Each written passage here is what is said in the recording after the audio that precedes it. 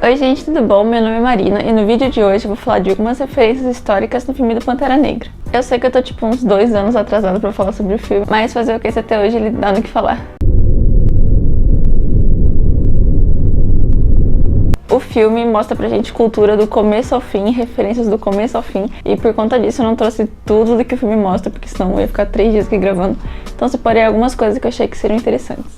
Antes de começar o vídeo aqui, eu quero deixar claro também que tem coisas que eu não consegui pronunciar, tá bom? Então provavelmente eu pronunciei errado, mas eu vou deixar escrito na tela em algum lugar. Então quando eu falar uma palavra, provavelmente não vai ser aquilo, vai ser o que tá escrito, mas eu tentei, tá? Não me julga, eu fico triste. Primeiro eu vou falar de forma mais geral e depois vou falar de coisas específicas do filme, tipo figurinos, cenários, as coisas assim. Bom, começando com um olhar mais político, o filme começa em Oakland, em 1992. Nessa época, lá nos Estados Unidos, estavam rolando bastante protestos contra a absolvição dos policiais que agrediram o taxista Rodney King. E além disso, foi a cidade que originou o Partido dos Panteras Negras. Então, na história do Pantera Negra, o Killmonger teria crescido nesse período, o que fez ele desenvolver a visão política dele quanto a isso, que também é o que é mostrado no filme.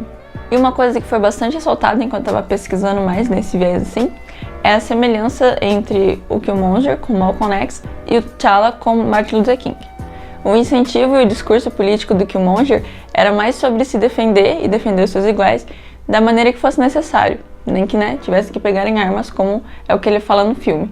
Já o T'Challa e o pai dele também seguiam mais uma linha pacifista, e tanto que essa divergência de pensamentos que gera a treta no filme. E que o Killmonger também deixa bem claro o seu forte posicionamento quando ele diz aquelas frases icônicas relacionadas ao seu povo. Como por exemplo a sua última frase antes de morrer relacionada à escravidão, quando também o diálogo que ele tem lá no museu com a guia, e também quando ele critica a ausência de Wakanda para ajudar os irmãos que estão ao redor do mundo e sofrem até hoje. E outra característica bem forte do filme é o afrofuturismo. O afrofuturismo é um movimento social, político e cultural que combina elementos da ficção científica com o afrocentrismo, que seria a diáspora da África Negra. Ou seja, ele é uma mistura da tradição com as tecnologias para criar um futuro tecnológico e avançado. E assim, o filme inteiro, assim, do começo ao fim, ele meio que mostra pra gente como a África poderia ter evoluído sem a colonização. E como alguns exemplos disso, a gente tem as máscaras em forma de nave e também alguns prédios que relembram construções antigas. Mas assim, você pode olhar para qualquer parte de Wakanda, entendeu? Desde o figurino, até prédio, até a rua, até a pintura da parede, que você vai ver a presença do afrofuturismo lá. Em Wakanda, a maior parte do tempo eles estão falando inglês, mas eles também têm uma língua nativa que foi inspirada no... É muito difícil, peraí. Xhosa. É um idioma presente na África do Sul e em Zimbábue. Agora falando de características mais específicas, eu vou começar pelo Killmonger, já que eu já falei dele antes. Ele tem algumas marcas no corpo dele, algumas cicatrizes, que ele fala que foi pra cada pessoa que ele matou até chegar no duelo final com T'Challa. E essas marcas lembram as marcas de escarificação, que é uma prática bem comum entre algumas tribos. Essa prática consiste em deixar algumas marcas no corpo que podem significar beleza, força, maturidade de transição da vida de criança para a vida de adulto. E tem diversos estilos dessas marcas, tem alguns desenhos, tem uns pontos iguais do que o Killmonger tem, e as marcas que o Killmonger tem se assemelham às que são feitas pelos Bunwer, que habitam no Vale do Nilo, no sul do Sudão. O representante da tribo do Rio possui aquele prato no lábio dele, que é um acessório bastante utilizado pelas tribos Mursi e Suma, que vivem no sudeste da Etiópia. E é um acessório meio que próprio do uso das mulheres. O seu significado tem a ver com casamento, com um dote. Quanto maior for o prato, melhor vai ser as condições do casamento.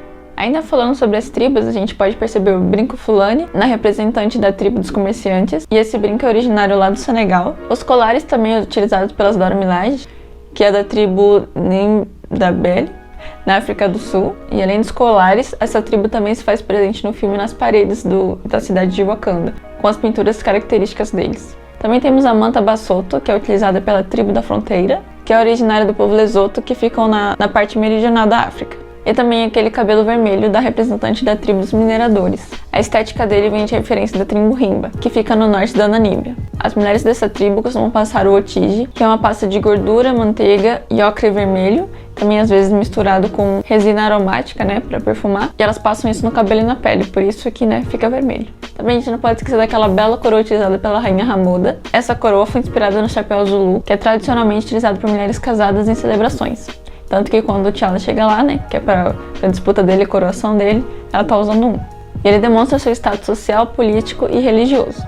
E as belíssimas guerreiras de Wakanda, as Dora Milaje, foram inspiradas na Ahose, originárias do reino do Daomé. E essas guerreiras tinham a mesma função que as Dora Milaje, de proteger o seu reino e o seu rei. Já o uniforme que elas usam no filme vem inspirada de uma outra tribo, a tribo Maasai, que eles ficam no sul da Quênia e no norte da Tanzânia. A cor vermelha do uniforme iria simbolizar o sangue e também protegeria contra os animais. E por último, eu vou falar das máscaras, que elas aparecem em vários momentos ao longo do filme. Como por exemplo no começo, quando o Killmonger tá lá no museu e ele rouba aquela máscara. A máscara que ele pega seria uma máscara Igbo, e elas são usadas em rituais e também os traços delas são mais masculinos. E ela ajudaria também na comunicação com os espíritos.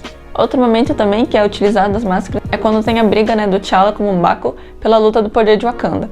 Cada um usa uma máscara que representaria o seu animal, e as máscaras iriam chamar o espírito desse animal na hora da luta, então meio que iria dar força do animal que ele está usando para lutar. Mas vendo de uma maneira mais ou menos em geral, para a maioria dos povos, além do significado artístico das máscaras, elas têm um significado místico, sendo utilizadas em rituais e também em funerais, além das lutas e tudo mais.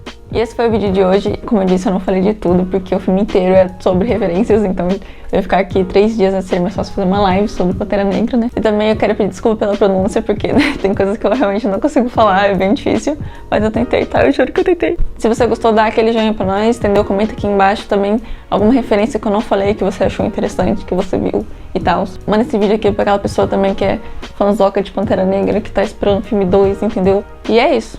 Até a próxima.